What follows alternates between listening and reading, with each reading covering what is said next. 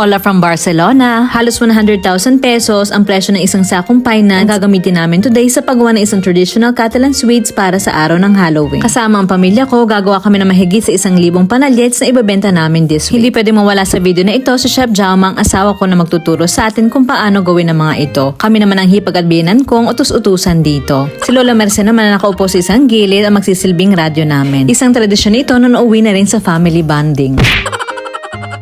Ang mga sweets na ito ay tinatawag na panalyets, meaning little bread. Makikita nyo lamang ito sa linggo ng araw ng mga santo. Madali lang siyang gawin sa bahay. Pero kung magbebenta ka, magkakakalyo ka talaga. Isa ito sa pinakaayaw na season ni Mister. Kasi sa lahat-lahat ng tradisyon na gusto namin i-preserve, ito ang pinakamatrabaho. Kaya mahal ang presyo ng bawat panalyet na ito. May iba't ibang sabor at itsura ang panalyets na binibenta namin. Pero ang pinaka-base nito ay iisa lang. Tinatawag nila itong masapa. Ang masapa ay gawa sa almonds at maraming sugar. Gagrind lang nila ito na i-grind hanggang makuha ng desired texture nito na parang yema sa atin. O pastillas. Malambot, malagkit, na parang didikit sa ngalangala.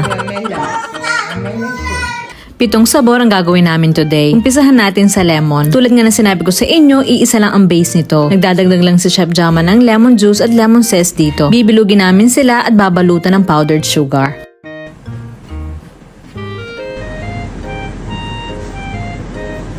Sunod naman ay ang chocolate panalyet. Gamit ang masapa, naglagay lang ng chocolate at condensed milk si Chef Jaume. Kailangan naming hulmahin ito sa hugis ng kastanyas. Kung mapapansin nyo, ang mga panalyets na gagawin natin ay nagre-resemble sa autumn season. Ang symbol ng autumn dito ay pine nuts, chestnuts, kamote at almonds. At ang kabute. Itong panalyet na hindi na namin kailangan lutuin. After namin i-shape ito into chestnuts, ay palalamigin din, ididip namin sa chocolate.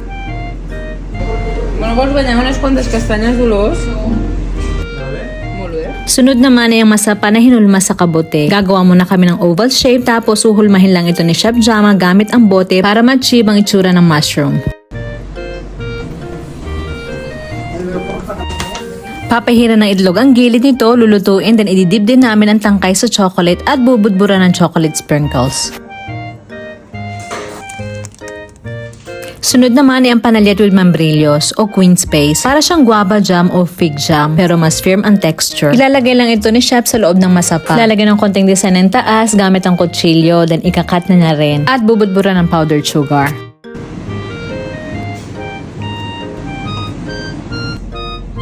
Next naman ay panalyets with almonds. Dinurog lang ni Chef ang almonds na nilagyan ng sugar syrup. Ganito din ang process sa paggawa ng bida sa tradisyon na ito. Ang masapa with pine nuts. Mawala ng lahat ng ibang tipo ng panalyets, wag lang ito. Isa ang pine nuts sa pinakamahal na nut sa buong mundo dahil sa hirap nitong i-harvest. And it can take 15 to 25 years sa isang pine tree bago mamunga. So ingat na ingat talaga kami dito na walang malaglag sa sahig at pigilan na papakin ito ni Lola.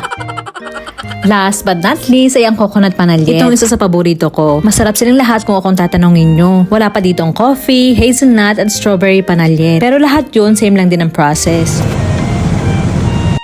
7 oras nga palang ginugol namin dito. Mahirap man ang trabaho nito ay naging mabilis naman dahil sa bayanihan. Pinagluto na rin kami ng lunch ng biyenan ko habang tinatapos namin ni Chef Jaume ang pagluluto ng mga panalyets. 10 to 12 minutes lang ang cooking time. Pero bawal umalis kapag pine nuts yung niluluto mo. Mas mabilis kasi yung masunog. Kaya todo bantay talaga si Chef Jaume dito. So yun nga, nag-lunch na rin kami kasi 4 PM na. Umalis na ako at pinabayaan ko na sila dyan. Kahit hindi pa tapos kasi kailangan ko rin sunduin ang mga bata sa school. Sa next vlog ko, ipapakita ko sa inyo kung paano namin i-celebrate ang Halloween dito. Isang tradisyon na tinatawag nilang La Castañada. Hanggang sa susunod. Adios!